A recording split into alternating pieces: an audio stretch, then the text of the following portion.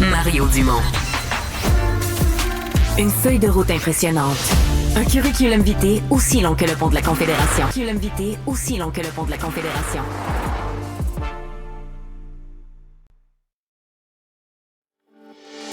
Ouais, tout un climat à l'Assemblée nationale. Hein. Les accusations pleuvent, les chicanes se comptent en plusieurs caractères sur X. Et est-ce l'effet de la Saint-Valentin? L'heure est au mea culpa aujourd'hui. Sur ces réseaux, le directeur des relations médias du premier ministre, Manuel Dionne, avait attaqué le député solidaire Vincent Marissal. Il présente ses excuses aujourd'hui. Il déplore les attaques contre l'intégrité des élus qui laissent des marques auprès des proches et il convient qu'il n'a pas fait mieux. Alors, on écoute quelques échanges aujourd'hui. Pour nous, la page est tournée sur cette histoire-là.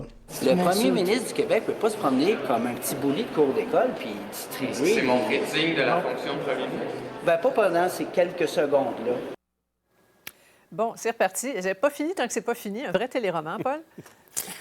Quelques minutes après que M. Dubois dit la page est tournée, l'incident est clos, on vient d'entendre Vincent Marissal qui en a ajouté, qui a relancé. Après ça, ça s'est poursuivi à la période de questions. Il y a un côté cours d'école.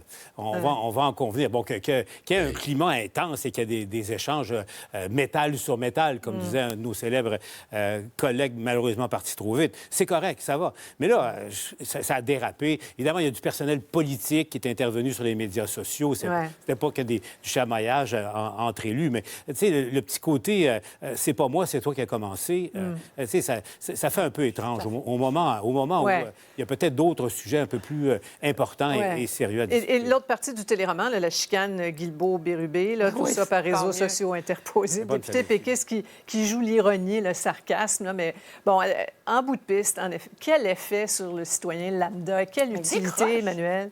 Il décroche, Sophie. Moi, je les regardais aller là, aujourd'hui, là, puis j'avais envie de leur dire, les amis, ressaisissez-vous, s'il vous plaît. Là. Aujourd'hui, là, je veux dire, on peut penser faire de l'intimidation dans les écoles, l'enjeu politique de la journée, les listes d'attente en chirurgie qui ne se résorbent pas. Comment ça fait qu'on est dans un pays où on ferme encore des salles d'opération avant 4 heures parce qu'on n'aura pas le temps? Les camps de jour, JE avait un reportage percutant là-dessus vendredi. Les moniteurs de camps de jour, on ne vérifie pas leurs antécédents judiciaires. Les soins à domicile, rapport inquiétant de la commissaire au bien-être et aux soins. C'est à peine si on en a parlé. Voulez-vous que je continue? L'aide au logement, le rêve de l'Est. Jusqu'à demain matin. S'il vous plaît, on n'est pas obligé de tirer sur le gazon de Cocktail Gate pour qu'il pousse. Là. Mario, c'était pas comme ça dans ton temps, évidemment, puis il n'y avait pas de réseaux sociaux dans ton temps. Comment ça? Je pense qu'on avait à quoi de plus dur un peu. Je veux dire, à un moment donné, leurs égos. Moi, je suis tellement d'accord. Non, mais je suis tellement d'accord avec Emmanuel. Là. À un moment donné, leurs égos, là, ça nous intéresse plus. Là.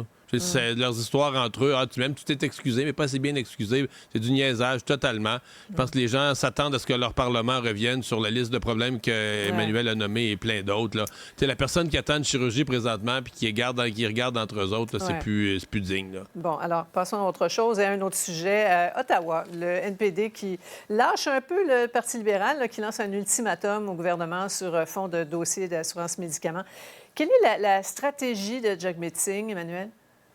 Bien, c'est de se trouver une porte de sortie. Là. Je pense qu'à un moment donné, ça devient absolument gênant pour le NPD d'être associé au Parti libéral. Lui avait fait le calcul qu'il obtiendrait des gains importants, comme l'assurance dentaire, et donc qu'il récupérerait des appuis.